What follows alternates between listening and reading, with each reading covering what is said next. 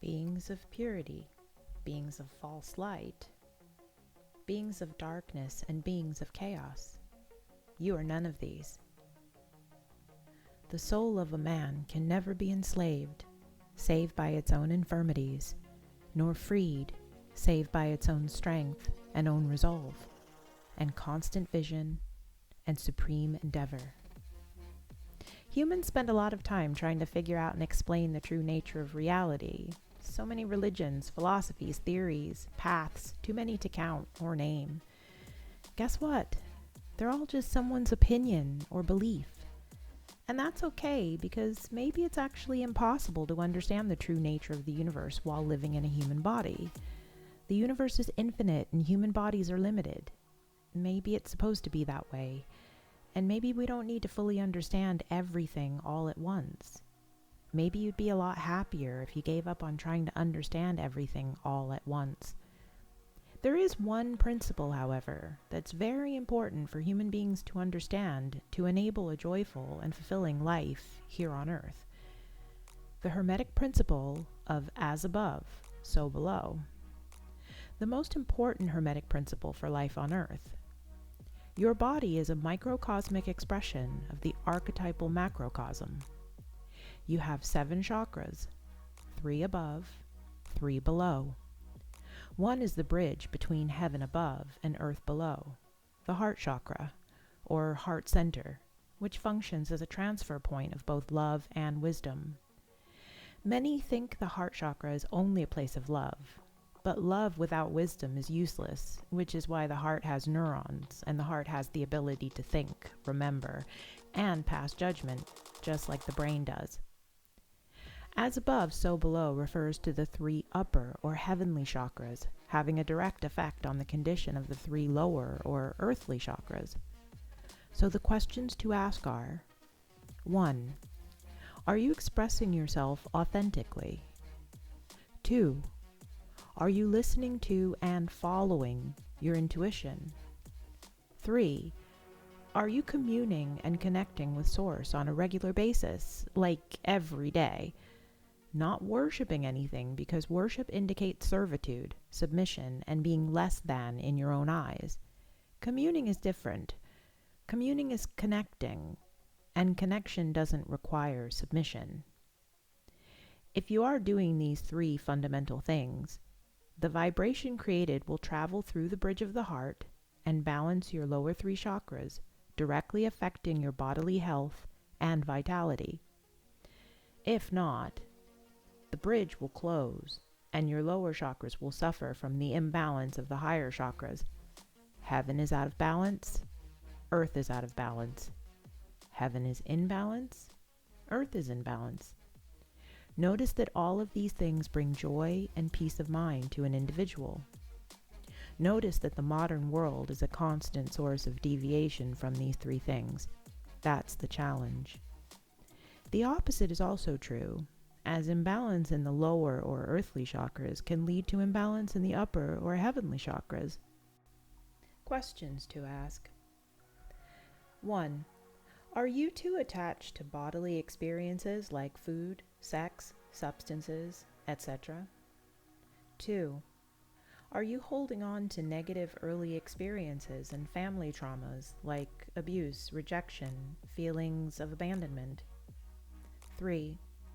Do you notice yourself constantly giving your power away to others, not standing your ground, betraying your true will, or living a life that doesn't feel like it's truly yours, but someone else's?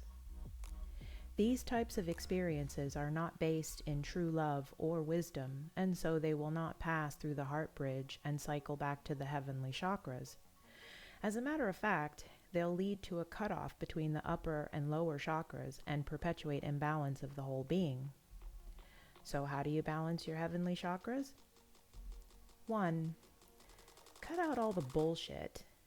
I mean, let's face it, most of us have a lot of bullshit in our lives. We're constantly caving to other people's whims, living for other people, wanting to do one thing but doing another because someone else thinks we shouldn't do it, or someone else would be hurt if we did it, or blah blah blah. This is the story of most people's lives.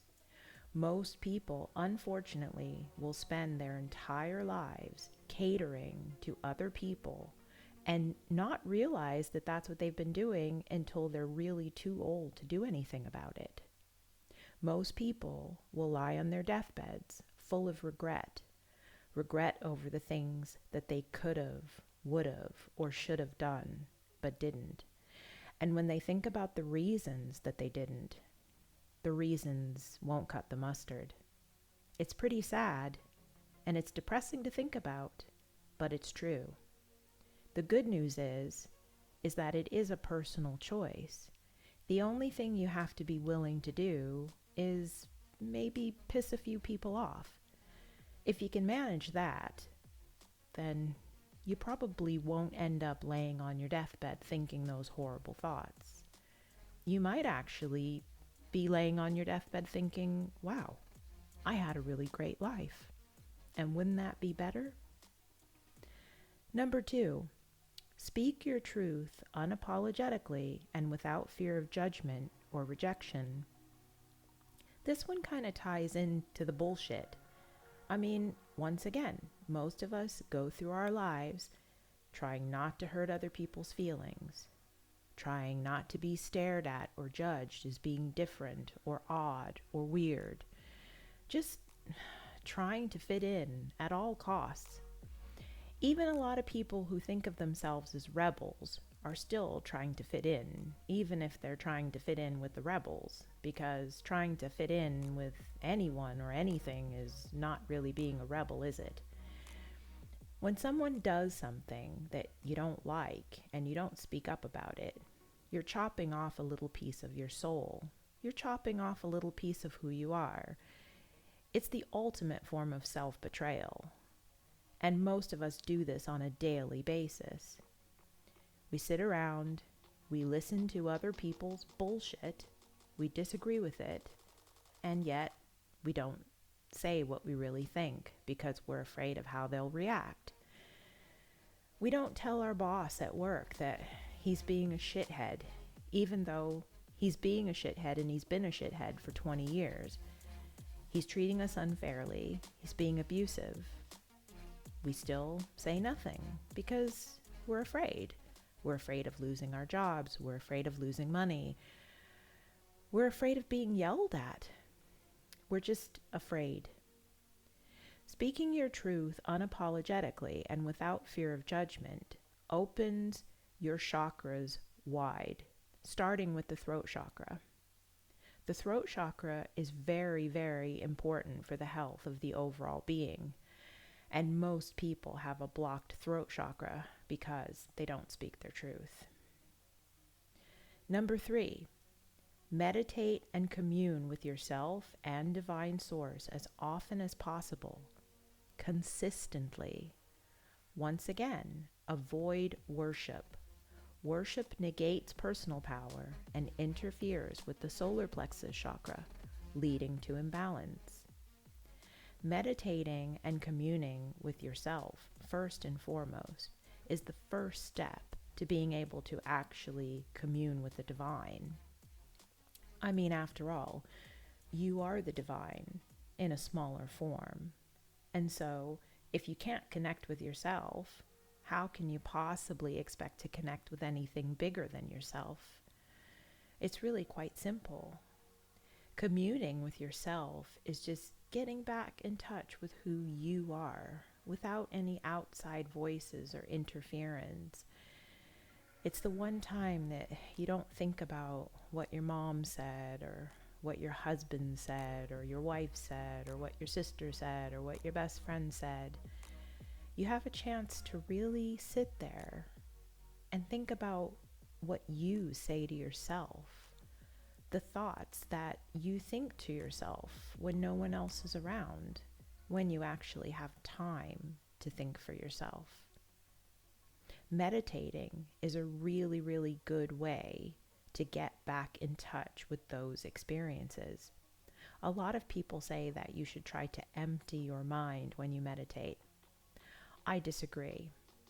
I think meditation should be a time that you just allow your mind and your consciousness to circle in on itself. If you end up emptying your mind of thoughts, and that's your experience, and it's a good experience, then great.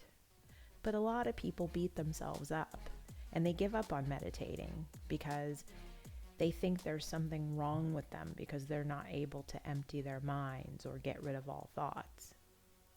Meditating doesn't have to be thoughtless. Meditating should be mindful. It should be a time when you go back to being mindful, and you can actually meditate while you're doing anything. You don't have to be sitting in a dark room. You can meditate while you're sweeping the floor or washing the dishes.